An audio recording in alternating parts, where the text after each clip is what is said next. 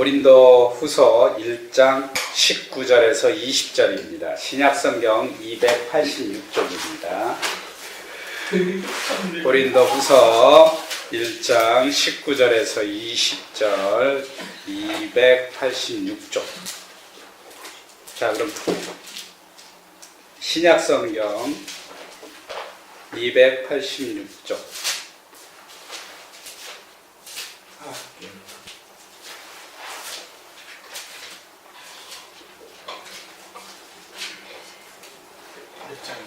자, 19절에서 22절까지입니다. 다 같이 합독하겠습니다. 우리 곧 나와 실로아노와 디모데로 말미암아 너희 가운데 전파된 하나님의 아들 예수 그리스도는 예하고 아니라 함이 되지 아니하셨으니 그에게는 예만 되었느니라. 하나님의 약속은 얼마든지 그리스도 안에서 예가 되니 그런즉 그로 말미암아 우리가 아멘하여 하나님께 영광을 돌리게 되느니라. 우리를 너희와 함께 그리스도 예안에서 굳게 하시고 우리에게 기름을 부으신 이는 하나님이시니 그가 또한 우리에게 인치시고 보증으로 우리 마음에 성령을 주셨느니라. 아멘. 여러분, 그 조폭 영화나 드라마에 보면요, 그 공통적인 장면이 하나 있습니다. 그 장면이 뭐냐면요, 보스가 딱 나타나면 모든 조직원들은 보스 한마디에 예 형님, 예 알았습니다. 만약 그 와중에 한 명이 노라고 하면은 그 조직에서 아마 몽둥이로 찜질당할 것입니다. 그래서 조직폭력배 보스는요, 이 예스라는 말을 듣는 귀가 하나뿐이라고 합니다.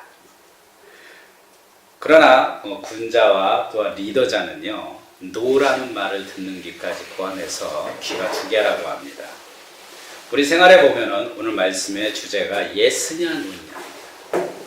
그래서 우리 생활, 여러분이 모든 생활을 살다 보면은 우리가 예스냐 노냐의 선택의 속에서 늘 갈림길에서 어느 하나 것을 선택합니다. 그래서 만약에 타인이 여러분에게 질문을 던지든가 뭐 어떤 업무를 주어질 경우 여러분은 예스냐 노 중에 카드를 빨리 꺼내들어서 그 하나를 선택하게 됩니다. 그러려면요, 자신의 이익과 또한 자신의 기회 여러 가지를 판단해 갖고 예스와 노를 선택합니다. TV 광고에 제가 이런 TV 광고를 봤습니다. 남들이 예스 할 때 저는 노 한다는 것처럼 이 예스 노를 선택할 때 정말 또 다른 견해가 갖고 있어야 되는가 하면 또 머피의 법칙처럼 자신이 던진 예스와 노가 또 항상 틀릴 때도 있습니다. 따라서 우리는 보면은 예스와 노, 그럼 상대편이 나에게 던진 질문에 예스가 노가 있고 또 내가 상대편에게 예스와 노를 요구하면서 던질 때가 있습니다. 그래서 이 예스와 노냐는 쌍방향의 커뮤니케이션입니다. 그리고 우리 대화 중에 가장 많이 사용되는 언어이고요. 예스와 노는 우리가 보면은 우리는 어떤 객관적인 정의 그리고 또한 나름대로 진리를 갖고 그리고 자신의 주관적인 지식 수준에 따라서 선택합니다. 그리고 또 외부적 영향에 따라 우리가 답을 던지기도 해요. 그런데 문제는 예스와 노를 잘못 선택했다가는 우리가 손해를 많이 보고 또 만약에 소극적인 태도로 우리가 예스와 노를 고수한다면 또 대인관계도 올바르게 가질 수가 없어요. 그래서 무조건 예스 하면 사회에서는 또 아부맨이라고 그러고 또 노 하면 무조건 노 하면 부정적인 사람이라고 낙인을 찍힙니다. 그래서 이처럼 우리가 예스와 노는 우리 인생 살면서 하나의 생활의 일부입니다. 그리고 예스와 노는 우리가 죽을 때까지 매일 풀어야 하는 문제이기도 하고 또한 인생의 가장 어려운 숙제이기도 합니다. 일례로요, 일제시대 때 신사참배시 우리 선배 크리스찬들은 우상숭배 앞에서 예스와 노를 선택의 길로가 있었어요. 그래서 예스를 선택한 사람은 목숨을 부지했고 노를 선택한 사람들은 목숨을 내놓고 순교했습니다. 지금 만약에 여러분 앞에서 이와 동일한 사건이 여러분한테 벌어진다면 과연 여러분은 예스와 노 중에 무엇을 선택하겠습니까? 아마도 지금 머릿속에 여러 가지 생각들로 스쳐 지나갈 겁니다. 일단은 자신의 신앙 상태도 점검할 거고, 과연 내가 죽으면 지금 천국 갈 수 있나? 또 이렇게 생각하는 분도 있고, 나의 신앙이 과연 죽음 앞에서 내가 용기를, 죽음 앞에서 드러낼 수 있는 나의 신앙이 용기가 있나? 또 어떤 분들은 토끼 같은 내 자식, 그리고 또 여러 가지 보물, 재물을 생각하면서 과연 내가 할 수 있나? 이렇게 생각할 것입니다. 그러나 여러분에게 지금 예수와 노를 주어진다면 여러분은 과연 무엇을 선택하겠습니까? 지금 선택한 예수와 노가 아마 여러분 자신만의 은혜라고 결론합시다. 문제는요, 우리 크리스찬이 인생을 살면서 또 사회생활을 하면서 예수와 노를 선택할 때, 이건 자기 인생의 선택의 차원을 떠나서 복음자로서의 선택이 된다는 것이 중요한 키포인트입니다. 우리 크리스찬이 예수와 노를 선택할 때, 세상에서 살면서 예수와 노를 선택할 때 어떻게 보면 그 예수와 노가 신앙인의 표상이고 또한 복음의 시초가 되는 것입니다. 그러기 위해서는 우리 크리스찬들은 인생을 살면서, 세상을 살면서 예수와 노를, 그 자체를 우리가 복음자로서 지혜롭게 선택하는 것입니다. 그래서 오늘은 과연 우리 인생의 크리스찬들이 예수와 노를 어떻게 선택해야 될 것이냐에 대해서 오늘 함께 말씀을 나누고자 합니다. 그러면 오늘 본문 19절을 함께 읽어보겠습니다. 자, 19절 오늘 본문. 우리 주 곧 나와 실로아노와 디모데로 말미암아 너희 가운데 전파된 하나님의 아들 예수 그리스도는 예하고 아니라 함이 되지 아니하셨으니 그에게는 예만 되었느니라. 이 말씀이요, 저도 이 말씀을 참 묵상하면서 어떻게 보면은 정말 어려운 말씀입니다. 여러분, 이 말씀을 풀 수가 있겠습니까? 하나님 아들 예수 그리스도는 예하고 아니라 함이 되지 아니하셨으니 그에게는 예만 되었느니라, 이렇게 써져 있어요. 여기서요, 그래서 제가 쉬운 영어 성경을 찾아봤더니 쉬운 영어 성경에는 이렇게 나와 있습니다. 예수 그리스도는 예라고 하면서 동시에 아니오가 되시는 분이 아니셨습니다. 그에게는 항상 예만 있습니다, 이렇게 나와 있습니다. 이 말씀을 보면요, 도대체 예수님은 예도 아니고 노도 아니고 오직 항상 예스만 있다는 것입니다. 참 오묘한 말씀 아닙니까? 예수님은 예스도 아니고 노도 아니고 항상 예스만 있다는 거예요. 여러분 머릿속에 정리를 해보십시오. 과연 예수님 안에는 예스만 있고 노만 있다. 세상에는 모든 철학자들과 모든 진리를 강구하는 사람들은 예수와 노를 안에서 분명히 논리정연하게 표현하고 예스냐 노냐를 분명히 선택하지만 예수님은 예스도 아니고 노도 아니고 오직 예스만 있다, 이렇게 말씀하셨어요. 이게 도대체 무슨 말씀일까요? 근데 바울은요, 또 다르게 이렇게 얘기합니다. 고린도 교인들에게 두 번째로 바울은 편지를 쓰면서 이렇게 얘기합니다. 우리는 속인 자 같으나 참되고 우리는 죽은 자 같으나 살아있고, 예수와 노아 분명히 얘기합니다. 우린 징계를 받는 자 같으나 죽임을 당하지 아니하고 근심하는 자 같으나 우리는 항상 기뻐하고. 이 바울은요, 확실히 예수와 노에 대해서 분명히 정의를 내립니다. 분명히 바울의 말씀을 들으면 예수와 노는 확실히 우리 인생의 삶의 법칙입니다. 그러나 오늘 말씀에 보면은 예수님은 예수와 노도 아니고 예수만 있다는 것이에요. 이 말씀은 우리가 다르게 한 차원 더 생각하면은 예스와 노가 없고 예스만 있다는 그 말씀 안에는요, 오직 예와 오직 아니오라는 삶의 법칙이 아니다는 거예요. 그러니까 오직 예스와 노는 없다는 거예요. 오직 예스와 오직 노는 없다는 거죠. 만약에 여러분이 오직 예스는 어떻게 보면 자기 기만적이고 자기 만족적이고 자기 안에서 나오는 표출입니다. 그래서 자신의 제한된 진리 안에서 궁극적으로 자신이 주장하는 것이 진리라고 주장하는 거예요. 오직 예스. 그러면 오직 노는 자신의 모습을 어떻게 보면 드러내기 싫어하는 거고 표출하기 싫어하는 거. 그리고 어떤 궁극적인 진리도 독선적이고요. 그리고 자신의 주장에 대한 거부권을 상대편에 표시하는 겁니다.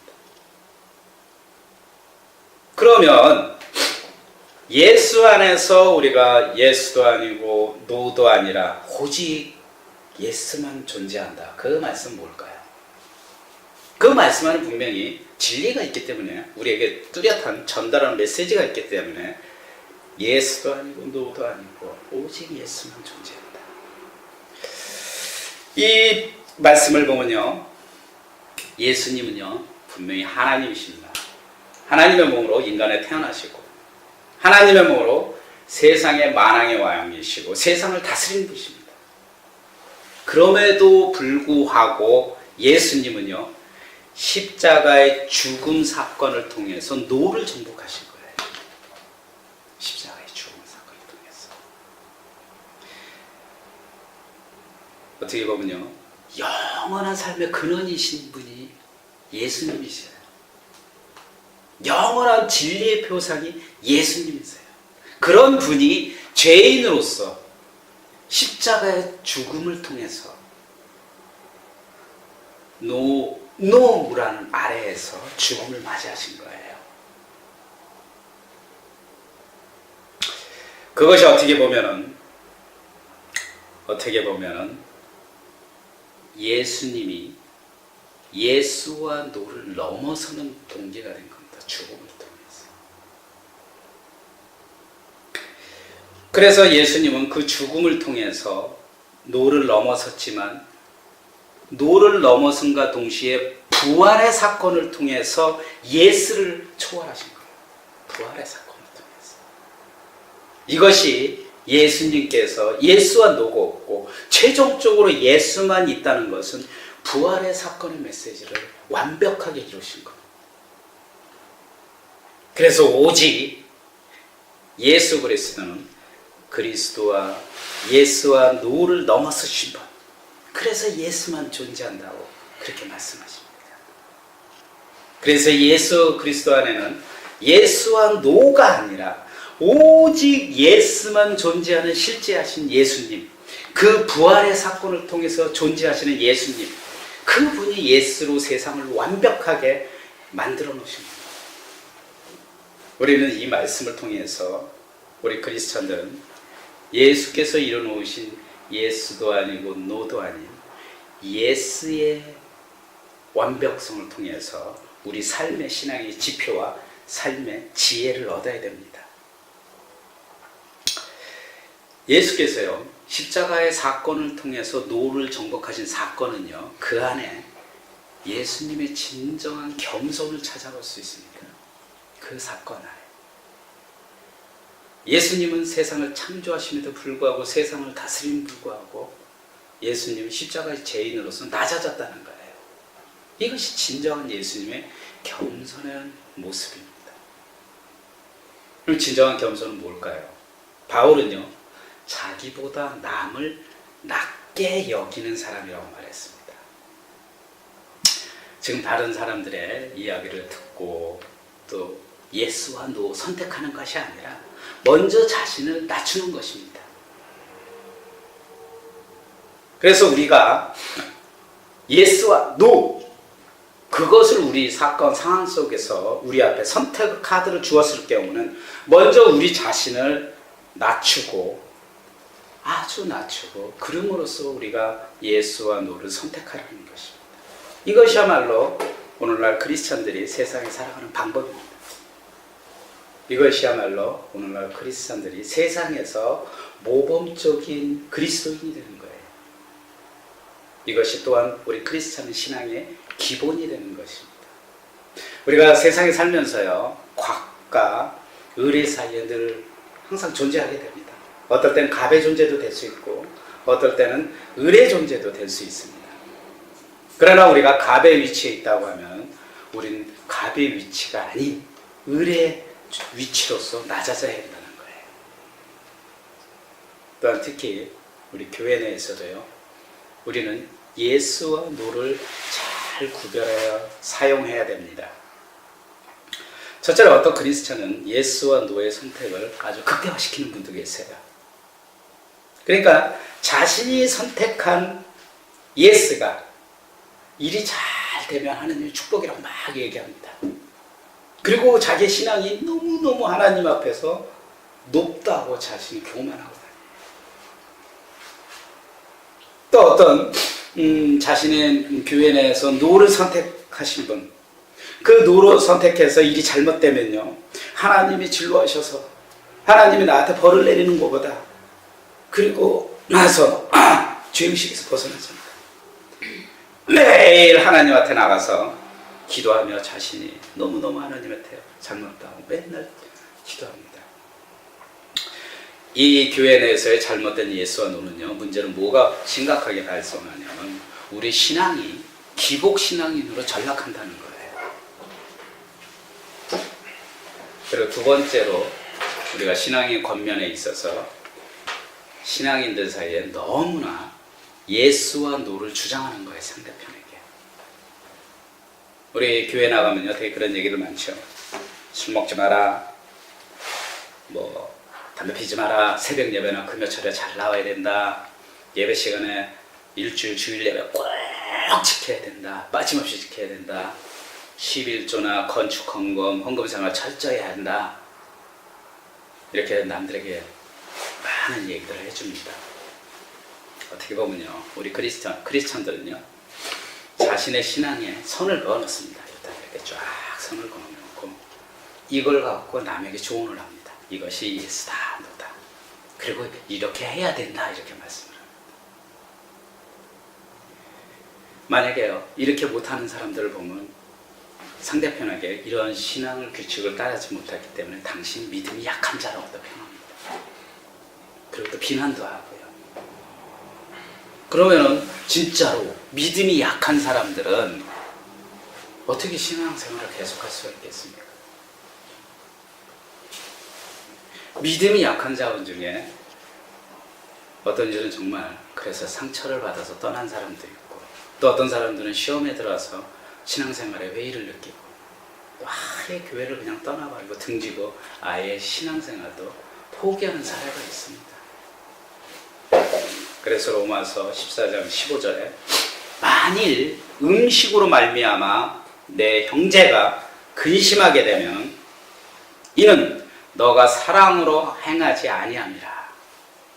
음식으로 말미암아 그리스도께서 너가 사랑으로 행하지 아니함이라. 그리스도께서 대신하여 죽으신 형제를 내 음식으로 망하게 하지 말라고 그랬어요. 내 음식이라는 것은 여기서 말하면요, 내가 갖고 있는 신앙의 선이에요. 그 선으로 뭐라고 한 줄 아십니까? 십자가의 사건을 헛되이 하지 말라는 거예요. 자신의 신앙 기준으로 상대편에게 신앙을 강요하거나 저울질해서 남을 평가하는 게 아닙니다. 이것은 복음이 아닙니다. 그것을 복음으로 착각하고 있다는 게 문제라는 거예요. 이것이 잘못된 권면이고 어떻게 보면 율법으로 상대편에게 신앙의 장애물 속에 가다두는 것입니다. 하지만 우리가 교회 내에서도 바른 신앙과 신앙의 겉면은 필요합니다. 그런데 신앙의 겉면을 넘어서서 강요가 돼서는 안 된다는 거예요. 예스냐 노스냐 꼭 강요해서는 안 된다는 거예요. 강요는 상대편의 신앙을 침해하는 것입니다. 상대편에게 은혜의 복음에서 율법주의로 돌아가라는 것이. 그러므로 우리는 우리의 믿음 안에, 내가 나의 안에, 나의 신앙 안에, 나의 신앙 테두리 안에 남에게 예스, 노를 절대 교회 내에서는 강요해서는 안 돼요. 그러기 전에 우리는 믿음이 약한 형제의 신앙을 판단하거나 비난하기 전에 우리가 해야 할 것이 먼저 자신을 내려놓는 것입니다.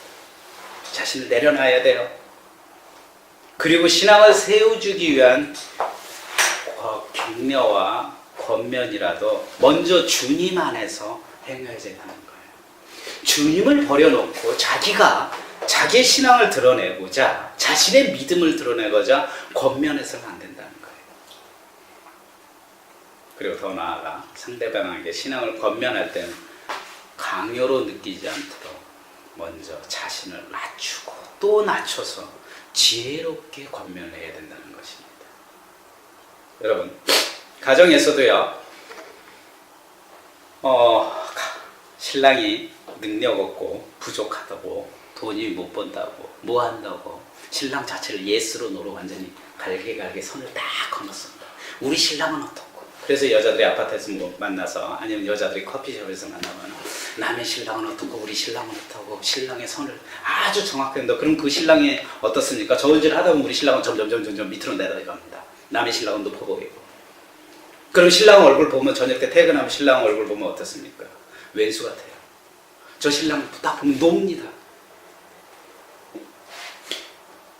또 마찬가지예요. 자식들도 보면요, 남의 자식들, 정말 공부 잘하는 자식들은 너무 이뻐 보이는 거예요. 여기서 똑같이 공부를 하더라도 어떤 애는 너무 잘해요. 근데 어떤 애는 너무 못해요. 여러분 숙제도 안 해옵니다.